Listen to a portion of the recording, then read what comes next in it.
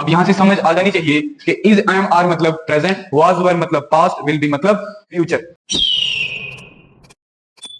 अस्सलाम वालेकुम वरहमतुल्लाहि वबरकातुहू। मेरा नाम इरफान रज़ाक है और उम्मीद करता हूं इससे पहले जो भी आपने 6-7 क्लासेस आपने कवर की हैं वो आपको हर कंसेप्ट अच्छे से समझ आया होगा। Congratulations for that and congratulations कि आज हम इंट्रोडक्शन पार्ट का लास्ट चैप्टर कवर करने वाले हैं। इससे बाद हम टेंसेस पढ़ रहे होंगे और before we jump on to tenses, हमें इससे पहले इंट्रोडक्शन पार्ट में हम टाइम को कैसे समझते थे, वो कौन सी चीजें थे जो हमें टाइम को अंडरस्टैंड करने में हेल्प करती थी, आज उन्हीं पे एक छोटा सा चैप्टर है जो आपको अंडरस्टैंड करना पड़ेगा। So today we are going to understand time words. English इन्हें ऑक्सिलरीज भी कहती है, लेकिन हम इन्हें टाइम वर्ड्स बुलाएंगे क्योंकि इनसे हमें टाइम का पता लगता है कि हम कौन से टाइम की बात कर रहे हैं। देखो, टाइम सिर्फ 3 ही है, या तो हम प्रेजेंट में बात कर रहे होंगे, या फिर हम पास्ट में बात कर रहे होंगे, या फिर हम बात कर रहे होंगे फ्यूचर की। चलो लिख लेते हैं। या तो मैं कभी बात कर रहा हूंगा प्रेजेंट की, या फिर मैं बात कर रहा हूंगा पास्ट की, या फिर मैं बात कर रहा हूंगा फ्यूचर की। मैंने बोला था किसी भी सेंटेंस को स्टार्ट करने से पहले हम जो वर्ड यूज करते हैं उन्हें सब्जेक्ट कहते हैं। सो हर सेंटेंस सब्जेक्ट के साथ यूज होता है। और अगर हम किसी सेंटेंस को प्रेजेंट में स्टार्ट कर रहे होंगे, कौन से सब्जेक्ट के साथ कौन सी चीजें यूज करनी है, पास्ट में कौन से सब्जेक्ट के साथ कौन सी चीजें यूज करनी है, और फ्यूचर में कौन से सब्जेक्ट के साथ कौन सी चीजें यूज करनी है, ये अलग अलग समझना पड़ेगा। So for that I have to write it down all the subjects here. तो कौन कितने सब्जेक्ट है मेरे पास? 8 सब्जेक्ट है भाई। कौन कौन से? I, we, you, they, he, she, it और किसी का नाम ये नहीं Irfan. These are the 8 subject on the basis we are going to understand ये सब कुछ। ओके, जितने भी यहाँ पे सिंगुलर सेंटेंस सिंगुलर सब्जेक्ट हैं, जैसे आई सिंगुलर है, वी प्लुरल है, यू सिंगुलर है, दे प्लुरल है, ही सिंगुलर है, शी सिंगुलर है, इट सिंगुलर है और नाम सिंगुलर है। प्रेजेंट में जितने सब्जेक्ट सेंटेंस के साथ जो जो सब्जेक्ट सिंगुलर है प्रेजेंट में उनके साथ इज यूज होता है। जैसे ही is eating food, she is going to market, it is a marker, Irfan is a trainer। Okay, तो ये इंफॉर्मेशन की बात कर रहा हूं मैं, इंट्रोडक्शन की बात कर रहा हूं। इनके साथ लगता है इज। जो भी प्लूरल है जैसे दे के साथ लगता है आर, क्योंकि ये प्लूरल है। जितने भी सब्जेक्ट सिंगुलर हैं उनके साथ लगता है इज, जितने भी सब्जेक्ट प्लूरल हैं उनके साथ लगता है आर। यू है तो सिंगुलर, लेकिन अगर मैं बोलूं यू आर माई फ्रेंड तो एक बंदे की बात कर रहा हूं। अगर बहुत सारे बंदे बैठे हैं, यू आर माई क्लासमेट्स, तो एस मैंने यूज किया, मतलब यू एक के लिए यूज भी होता है, यू बहुत सारों के लिए भी यूज होता है। So that is why English इसे प्लूरल ही कंसीडर करती है। तो इसके साथ भी क्या लगेगा? आर। वी के साथ भी लगेगा आर, वी आर फ्रेंड्स। तो वी भी क्या है? प्लूरल है, तो इसके साथ क्या लगेगा? आर। लेकिन आई के साथ हमने कभी इज नहीं यूज किया। मैंने बोला जितने भी सेंटेंस जितने भी सब्जेक्ट सिंगुलर हैं उनके साथ लगेगा इज, जितने भी प्लूरल हैं उनके साथ लगेगा आर।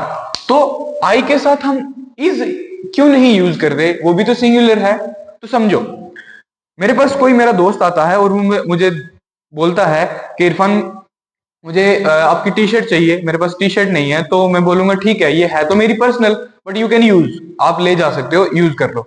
या फिर मेरे पास गाड़ी है, मेरे पास कोई दोस्त आता है, यार मुझे कहीं जाना है, कुछ काम आ गया है, तो I want to use your car, so definitely मैं बोलूंगा चल कोई नहीं, यूज कर ले। बट अगर कोई मेरा फोन मांगे मुझसे, क्या मांगे? फोन मांगे, so I will not allow him. क्यों? क्योंकि वो मेरा पर्सनल तो है, लेकिन वो पर्सनल से भी बढ़कर है। देयर आर समथिंग प्राइवेट, उसमें मेरी कुछ प्राइवेट चीजें भी हैं which I need not to share. तो आई जो है ये सिर्फ पर्सनल नहीं है, ये सिर्फ पर्सनलाइज सब्जेक्ट, ये सिर्फ सिंगुलर नहीं है, इसे बोलते हैं पर्सनलाइज्ड सब्जेक्ट। जैसे दूल्हे के सर पे सेहरा, पूरी बारात के सर पे सेहरा नहीं, टू आइडेंटिफाई कि ये अलग है। ओके, इमाम साहब के सर पे इमामा, ताकि इमाम साहब अलग लगे, पूरी जो अवाम उनके सर पे नहीं। इसीलिए इसको अलग दिखाने के लिए, इसको क्वालिटी इसकी बढ़ाने के लिए, इसको अच्छा दिखाने के लिए, ये बताने के लिए कि ये चीज सिर्फ मेरे लिए यूज होगी, किसी के साथ शेयर नहीं होगी, जिसे बोलते हैं पर्सनलाइज्ड। तो इसकी बात होगी तो इसके साथ लगेगा एम। क्यों लगेगा एम? क्योंकि अगर कोई पूछे कि अगर आप बोलते हो सिंगुलर के साथ इज लगेगा, प्लूरल के साथ आर लगेगा, सो आई के साथ एम क्यों लगता है, तो उसे डायरेक्ट आप जवाब दोगे कि I is not singular only, I is the personalised subject, ये इसकी क्वालिटी को बढ़ाता है, सो इसीलिए इसके साथ एम यूज करते हैं इसके बजाय। होप इतना आपको अंडरस्टैंड हुआ होगा। जितने भी सिंगुलर सेंटेंस हैं, जितने भी सिंगुलर सब्जेक्ट्स हैं, जब उनकी बात आप पास्ट में करोगे सो उनके साथ लगेगा वाज, उनके साथ लगने वाला है वाज। जैसे ही is a trainer, so he was a trainer. Okay, she is a student, she was a student. It is a marker, it was a marker. Irfan is my friend, Irfan was my friend. So जितने भी यहां पे singular हैं उनके साथ लगेगा was. और even इधर आई के साथ भी क्या लगेगा, I was a student, I was a student, I am a student, I was a student. बस प्रेजेंट में उसके साथ एम लगता है, बाकी कंडीशंस वही फॉलो करती हैं जैसे इनके साथ। तो जितने भी यहाँ पे प्लूरल सब्जेक्ट्स हैं जैसे वी, यू और आर, इनके साथ पास्ट में वर लगता है। क्या लगता है? Were. We are students, we were students. You are my friend, you were my friend. They are my classmates, they were my classmate, they were my classmate. This was all about past. तो future में सबके साथ कोई सोचने समझने की जरूरत नहीं है, फ्यूचर में सबके साथ लगता है विल बी। जैसे I am your trainer, I was your trainer, I will be your trainer. कुछ भी नहीं, सीधा विल बी लगेगा, सोचने की जरूरत नहीं है। We are students, we were student, we will be students. By the way, will is the confirmation of, will is the symbol of confirmation और will is the symbol of future। will जहां दिखे future, ठीक है। You are my classmate, you were my classmate, you will be my classmate। They are cousins, they were cousins, they will be cousins। Okay, he is a trainer, he was a trainer, he will be a trainer। Okay, she is a student, she was a student, she will be a student। It is a marker, it was a marker, it will be a marker।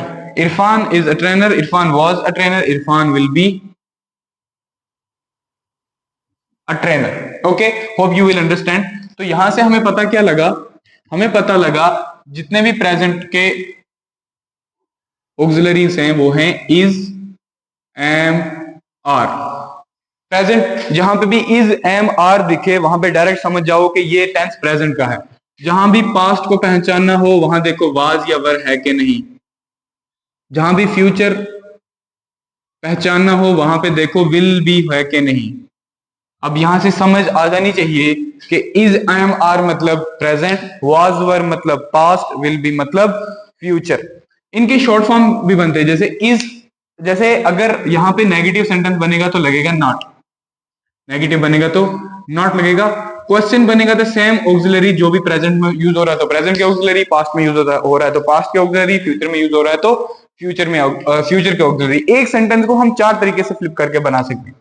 एक statement के चार तरीके हो सकते हैं। जैसे या तो मैं डायरेक्ट स्टेटमेंट स्टेट करूं उसको, आई एम इरफान, या फिर मैं उसका इनकार कर दूं मैं इरफान नहीं हूं, आई एम नॉट इरफान। या फिर मैं क्वेश्चन कर दूं, आर यू इरफान, अब क्या आप इरफान हो। या फिर मैं उसी का इनकारिया क्वेश्चन है, नेगेटिव क्वेश्चन बना दूं, आरंट यू इरफान। सो एक सेंटेंस को हम फ्लिप करेंगे चार तरीकों से। जैसे I am Irfan, I am not Irfan, am I Irfan, am I not Irfan. So it I was Irfan, I was not Irfan, was I Irfan, wasn't I Irfan। So एक सेंटेंस मैं बोल दे रहा हूं, आप उसी एक सेंटेंस को सारे सब्जेक्ट के साथ अलग अलग इंट्रोडक्शन पार्ट में ले जाके आप उनको कवर करोगे। ओके, जैसे मैं यहां से कोई भी ऐसा सेंटेंस हम प्रेजेंट का पिक कर लेते हैं, ही इज। तो ही इज अ स्टूडेंट, ओके, तो हम जब नेगेटिव बनाएंगे तो मैंने अभी लिखा नेगेटिव के लिए क्या लगेगा, नॉट लगेगा। ओके, तो he is not a student. Is not का अगर मैं कॉन्ट्रैक्टेड फॉर्म बनाऊं तो ये बनता है इजंट। ओके, ज्यादा कंफ्यूजन होने की जरूरत नहीं है। जब हम क्वेश्चन बनाएंगे जो भी ऑक्सिलरी हमने यूज किया है, जो भी टाइम वर्ड हमने यूज किया है, इसको बाहर लाएंगे। टाइम वर्ड हमने कौन यूज किया है, इज यूज किया है। ओके, तो लाओ इसको बाहर। Is he a student. सवाल पूछने में बहुत ज्यादा ये करते हैं लोग कि जब भी वो सवाल पूछते हैं, हमने यस नो क्वेश्चन पढ़ा था ना, पिछले चैप्टर हमने यस नो क्वेश्चन पढ़ा है, वहां पे मैंने यस नो क्वेश्चन पढ़ा था ना, is am are was were will be do does. ये देखो इज आ गया, देखो is am are was were will be, do does आगे पढ़ने वाले हैं जो आपको अंडरस्टैंड हो जाएगा यस नो क्वेश्चन के साथ। लेकिन अगर यस नो क्वेश्चन पूछना हो या क्वेश्चन कोई भी पूछना हो तो आप he is a student tone से नहीं पूछोगे, बल्कि वर्ड का इस्तेमाल भी करोगे, इज ही अ स्टूडेंट। तो जब नेगेटिव बनाओगे, is he not a student. इसी तरह से एक सेंटेंस के 4 सेंटेंस बनेंगे, और इसी तरह से हर एक सब्जेक्ट के साथ हर एक टेंस में, मतलब 4 4 8 4 12 4 16 4 4 4 4, इन भी 4 4 बना के यहां पे भी 4 4 बनाओ सबके साथ, और यहां पे भी 4 4 बनाओ। सो आपका होल्ड बैठ जाएगा अच्छे से कि कौन सी वर्ब कहां लगेगी, ऑक्सिलरी वर्ब की बात कर रहा हूं, और कौन सा टाइम वर्ड किसके साथ लगेगा। अगर कोई भी कंफ्यूजन है, डाउट सेशन इंशाल्लाह आने वाला है जल्दी जल्दी, और मैं वहां पे सब क्लियर करवा दूंगा। होप आपको इतना से समझ आया होगा। छोटी सी क्लास थी, सिर्फ टाइम वर्ड हमें अंडरस्टैंड करें थे कि टाइम वर्ड को किस तरह अंडरस्टैंड करते हैं। मैंने बोला नोटबुक कॉपी पेंसिल जितना भी है आपके हाथ में वो साइड रख दो, मैं एक बार इसको रिकैप करने वाला हूं और ध्यान से सुनो मेरी बात। Today we have understood auxiliaries. What are the auxiliaries? Auxiliaries are basically time words and that we recognize time in the introduction part. This is the last chapter of introduction part, and I make you understand. We are going to understand that what time is. Basically there are 3 time frame: present, past and future, and we are going to understand this time on the basis of subjects: I, we, you, they, he, she, it, name.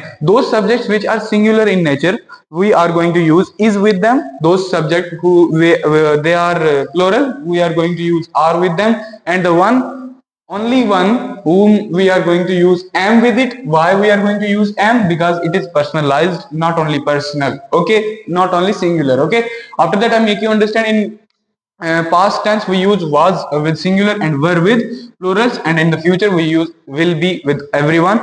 And is am are the auxiliaries or time words are the present. Was were are the time words for past, and will be are the time words for future. I make you understand with, if we will make negative with every single sentence, we are going to use not.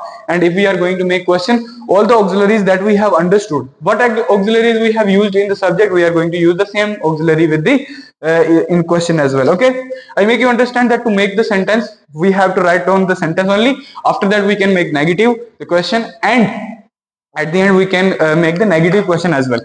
If you wish to make the WH family, अगर मैं अब इसकी WH family, question है ना ये, अगर question की WH family बनाना चाहो तो बना सकते हो। देखो मैंने लिखा is he a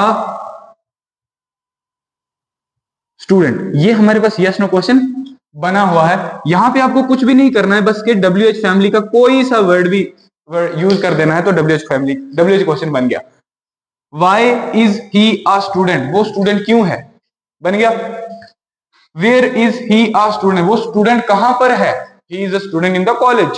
Okay, how is he a student, वो स्टूडेंट कैसे है, he is a student because he is a student. या तो जो भी वर्ड आप WH फैमिली का इधर इंपोज करोगे, आगे वाला क्वेश्चन स्ट्रक्चर आपका रेडी है। ओके, यहाँ पे सिर्फ WH फैमिली का एक वर्ड यूज करने से आपके पास WH फैमिली क्वेश्चन रेडी हो जाएगा। WH फैमिली वर्ड हटा दो, आपके पास यस नो क्वेश्चन बच जाएगा। और चॉइस क्वेश्चन, डिस्जंक्टिव क्वेश्चन के लिए रूल्स ही अलग हैं, वो आपको अंडरस्टैंड हो गए होंगे इंशाल्लाह आराम से। ओके, तो जब भी WH फैमिली से सवाल बनाना हो तो कुछ भी ना करो, बस WH फैमिली का वर्ड इंपोज कर दो और आगे एक स्ट्रक्चर आपके पास रेडी है। होप आपका आपने जितना भी टाइम दिया उसके लिए थैंक यू। आपको अच्छे से कंसेप्ट समझ में आया होगा।